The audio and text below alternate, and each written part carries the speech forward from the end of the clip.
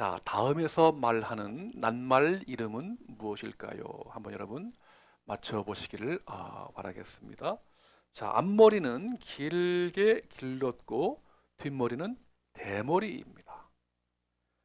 등과 발목에는 각각 날개가 달려 있습니다.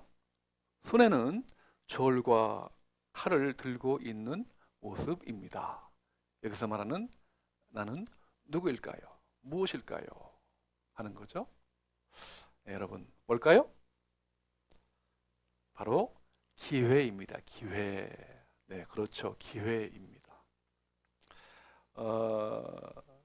이 그리스 신화에 나오는 기회의 신, 이 카이로스를 가리키는데요. 앞머리가 아주 무성한 이유는 사람들이 쉽게 알아보지 못하도록 하기 위함이고요. 뒷머리가 대머리인 이유는 한 번 지나가면 사람들이 붙잡지 못하도록 하기 위함이고, 또한 등과 발에 날개가 달린 이유는 최대한 빨리 사라지기 위해서, 그리고 칼과 저울을 들고 있는 이유는 칼처럼 단호하게 저울처럼 정확하게 판단하라고 하는 뜻입니다. 여러분 인생 살아가면서 크게 세 번의 기회가 있다고 하죠. 세 번뿐이겠습니까? 하나님께서 우리 인생 살아가면서 저 여러분에게 많은 기회를 주시는데요. 여러분 오늘 나에게 기회가 있을 때에 놓치지 마시고 정말 그 기회를 붙잡는 어떤 안목과 결단이 있기를 축복합니다. 아멘. 자, 오늘 같이 읽으신 말씀은 구약 출애굽기 3장 1절부터 5절까지 읽었습니다. 모세의 이 부르심에 대한 이야기입니다. 참 놀랍게도 성경은요, 오늘 이 본문이 쓰여진 연대는 지금부터 한 3,500년 전, 기원전 1,500년이니까요. 참 아주 오래 전에 일어났던 일인데, 오늘 우리에게도요, 21세기를 살아가는 오늘 저와 여러분에게 정말 적용이 되고 실천이 되는 살아있는 말씀이다 하는 것을 참 봅니다. 오늘 이 모세가요, 하나님의 사람인데 이제 그의 장인 이드로의 그 장인의 그 양을 치는 목자로 살아갑니다. 그래서 어느 날 양떼를 데리고서 미디안 광야 서쪽이죠. 서쪽에 쭉 가니까 시나이 반도가 있는데 거기에 호렙이라고 하는 산에 이르게 됩니다. 다른 말로 신의 산이라고도 하죠.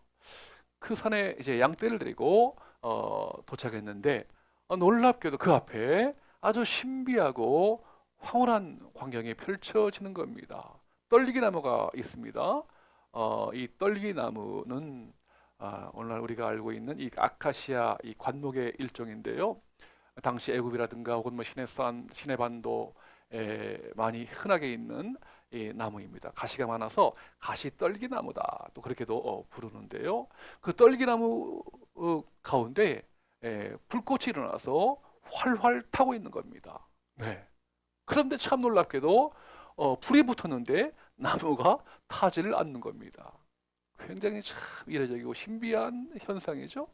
모세가 이 그 광경을 목격하기 위해서 다가서자 갑자기 그 나무 한 가운데서 음성이 들려옵니다. 모세야, 모세야.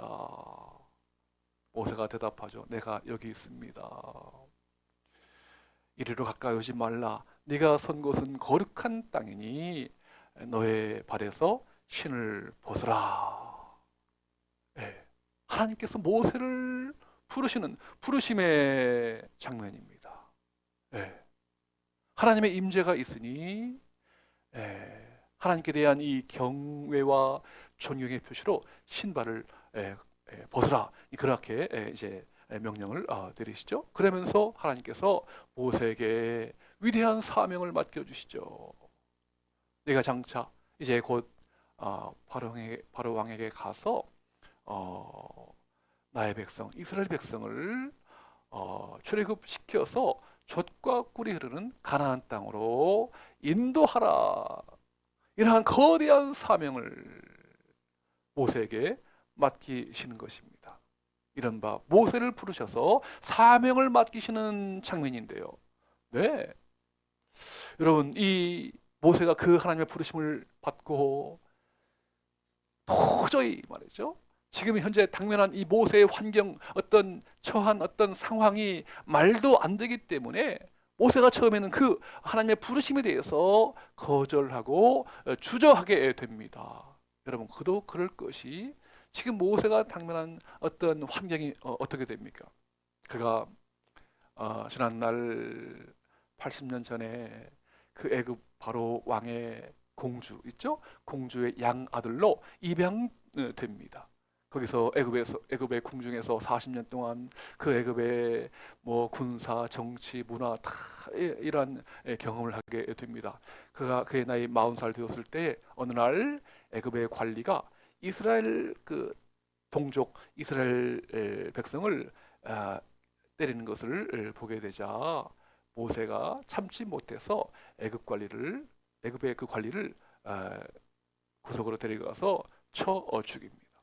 그 다음 날이 되었습니다. 이제는 동족끼리 서로 이스라엘 백성들 간에 서로 싸움을 하는데 모세가 싸우지 말라고 화해를 요청합니다. 그때 동족 한 사람이 내가 어제 애굽 관리를 죽인 것처럼 나를 죽이려고 하느냐, 그렇게 말하자 모세가 정말 두려운 나머지 자신의 이 살인이 탄로가 나게 되자 그의 모든 애굽 그 생활을 다 버리고 미디안 광야, 저 멀리 동쪽에 있는 미디안 광야로 도망을 가게 되죠. 거기서 장인 이드로의 그 양을 치면서 40년간 목자로 지내게 됩니다. 그의 꿈도 어떤 비전도 다 이제 버렸습니다. 그저 그렇게 참 광야에서 조용하게 평범한 일상 가운데 살아갈 뿐이거든요.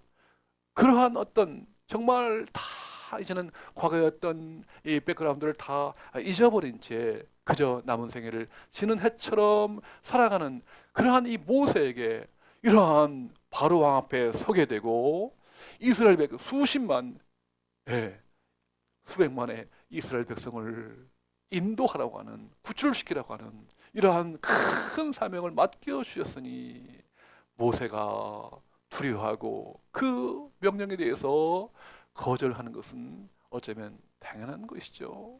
여러분, 그렇죠. 어떤 우리가 일을 하려면요, 그 일에 합당한 자격이 있어야 되고 능력이 있어야 되고 실력이 있어야 됩니다. 그렇죠? 최근에요,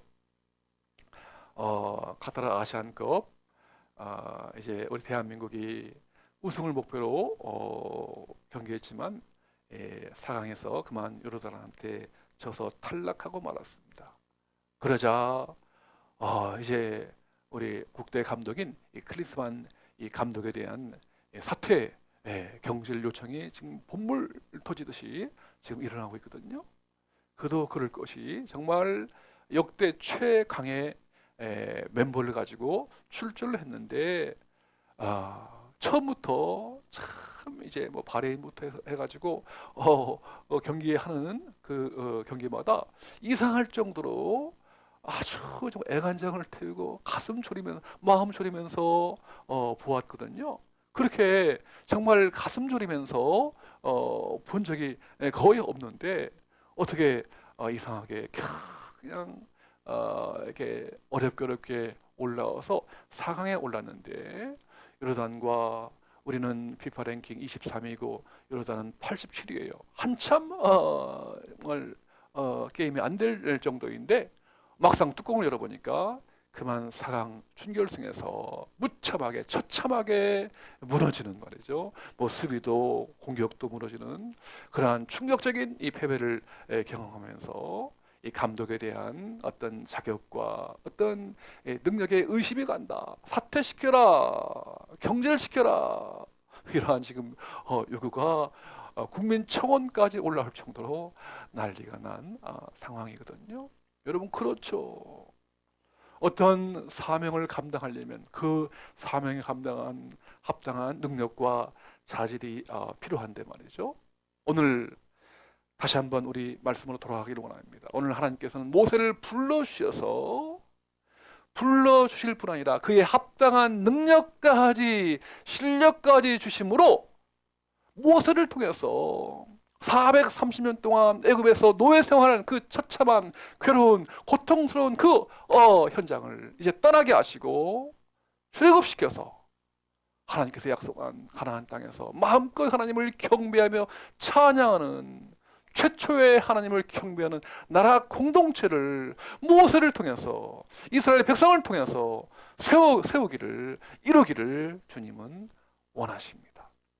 그렇게 해서 하나님의 구원의 역사가 단절하지 않고 계속해서 이 구원의 역사, 구원사가, 구속사가 계속 펼쳐 나가기를 주님은 원하고 계십니다. 오늘 이것이 아버지의 하나님의 마음이십니다. 오늘 우리 하나님은 저와 여러분을 불러주시는 소명의 하나님이신데요. 여러분, 그렇다면 어떻게 이 모세가 그 사명을, 그 어려운, 정말 불가능하게 보이는 그 사명을 감당할 수 있었을까요? 그 비결이 어디에 있을까요?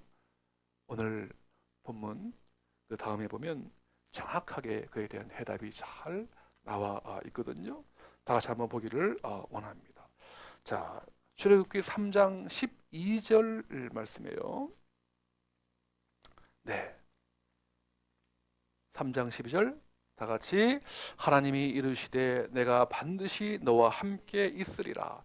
네가 그 백성을 인도하여 낸 후에 너희가 이 산에서 하나님을 섬기리니 이것이 내가 너를 보낸 증거니라. 아멘, 아멘. 여러분, 내가 반드시 너와 함께 있으리라. 여기서의 나는 하나님이시죠? 하나님이 반드시 모세와 함께 있으리라.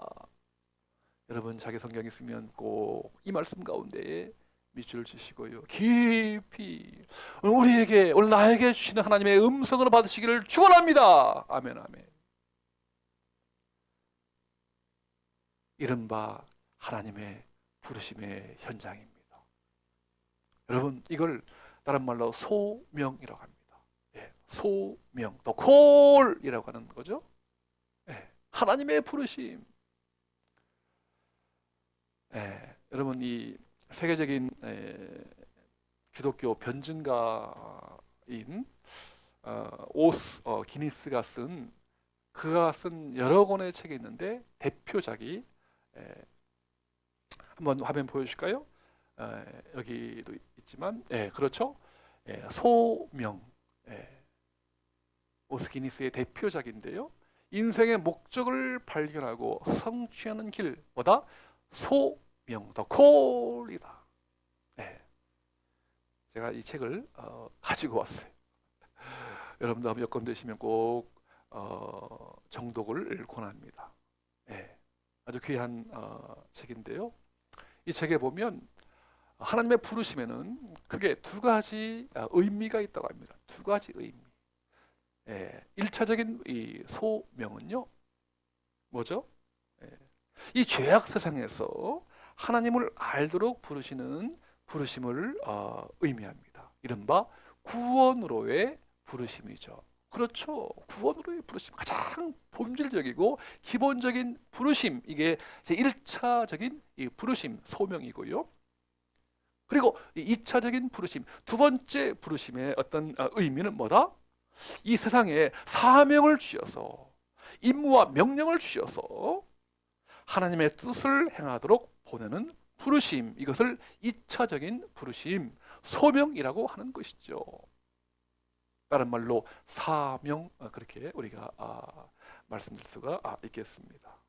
네, 하나님 우리를 부르실 때 이러한 1차적인 이 구원으로의 부르심과 또한 일감을 맡겨 주셔서 그 일을 통해서 많은 이들에게 선한 영향력을 주게 되고요, 하나님의 영광을 구하게 되고요, 그렇게 살 때 정말 행복한 삶을 살아가는 것이다 라고 하는 것이죠. 네. 그래서 여러분, 이제 우리 직업이란 말이에요. 여러 가지 몇 가지 그 영어 단어가 있어요. 뭐 job도 있고 occupation도 있고 그 중에 한 가지가 이 vocation이라고 하는 그 단어가 있는데요. 이 vocation, 이 직업이다. 원래 이 말은요, 라틴어의 이탈리어의 그 vocare, 거기서 이제 기원된 말인데요. 부르다 그런 뜻이거든요. 하나님의 부르심이라고 하는 뜻인데요. 그래서 하나님께서 각 사람에게 그에 합당한 그에게만 주신 독특한 어떤 은사, 재능, 적성, 탤런트 이런 걸 주셔서 그 분야에서 뭐 교직이든 변호사이든 뭐 재판관이든 혹은 뭐 청소나 미화 담당이든 어떤 직업에 귀천이 없고 그 부르신 현장에서 그 일을 통해서 사람들에게 유익을 주고 선한 영향력을 끼치게 되고 마침내 하나님께 영광을 돌리는 이러한 어떤 그 사명이 바로 직업이다.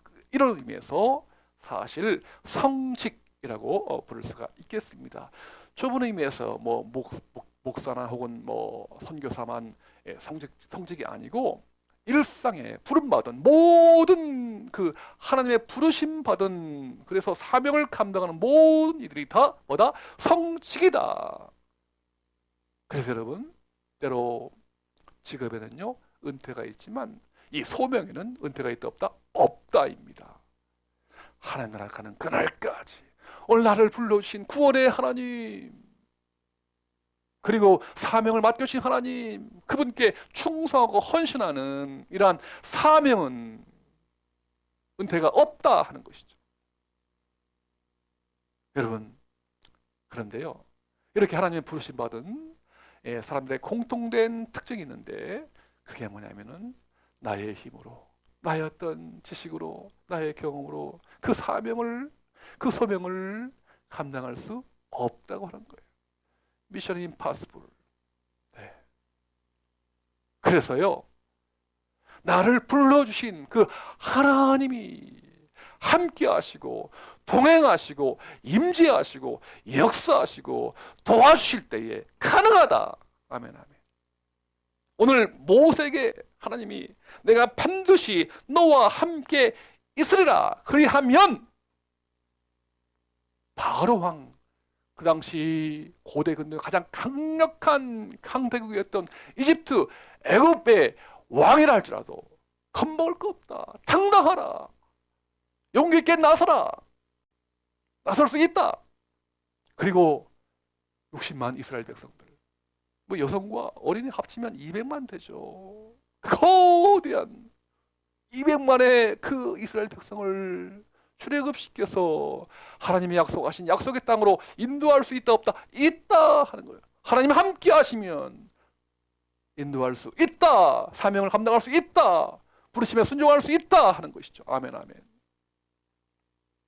오늘 모세뿐이겠습니까? 오늘 저 여러분에게 하나님이 나와 함께 하시면 그 하나님의 부르심에 순종하고 그 일을 완수할 수 있을 줄로 믿으시길 주의 이름으로 축원합니다. 아멘 아멘. 여러분 성경의 사람들은요 한결같이 다 소명받은 사람들이에요. 누구도 예외 없이. 한번 여러분 얘기하십시오. 다윗도 오늘 본문의 주인공 이 모세도 또 이사야도 또 예수님의 12 제자들도 다 하나님 부르심 받아서 그 소명을 완수했던 사람들이었거든요. 우리 예수님도요 소명을 받으셨어요. 언제요? 마태복음 3장에 보니까 이제 예수님께서 세례 요한으로부터 세례받게 되죠. 여러분 이 세례가 뭡니까? 죄를 이제 물에 씻는다 하는 하나의 그 상징 표식으로서 이제 베푸는 것이 세례인데요. 사실 우리 예수님은 뭐 세례 받으실 필요가 없는 거죠. 왜? 죄성이 없기 때문에, 죄인이 아니기 때문에. 그럼에도 불구하고 세례 받으시겠다고 하는 겁니다. 왜? 온 세상의 모든 죄를 다 뒤집어서 짊어지는 그러한 의미에서 세례 요한으로부터 요단강에서 세례 받으시는데요. 물에 담갔다가 물에서 주님이 올라오시는데 놀랍게도 하늘이 열리게 됩니다. 그리고는 비둘기 같은 평화로운 성령님의 임재가 예수님을 덮게 되고요. 또한 하늘에서 음성이 들려오는데 뭐죠? 이는 내 사랑하는 아들이요 내 기뻐하는 자다. 무슨 뜻입니까? 성부 아버지 하나님, 예수님 세례 받으신 예수 그리스도, 그리고 성령 하나님께서 동시에 임재하셔서 그때부터 구원의 공생애가 시작된 것이죠. 인류 구원이라고 하는 구세주로서의 그 사명을, 그 부르심을 통해서 우리 주님 역시도 사명을 완수하셨던 것입니다. 여러분, 소명이 무엇일까요? 하나님이 부르셔서 구원하시고 삶의 현장에서 하나님의 뜻을 행하도록 보내는 부르심인 것이죠. 그 부르심은 사람의 능력이 아니라 하나님이 함께 하심으로 감당할 수 있습니다. 그러므로 타인과의 비교와 경쟁은 또 다른 불행을 싹트게 하고요. 우리 인간은 하나님의 부르심 속에서만 행복해질 수 있습니다. 하나님의 부르신 곳에서 하나님이 원하시는 사명을 수행하며 살아갈 때에 인간은 행복합니다.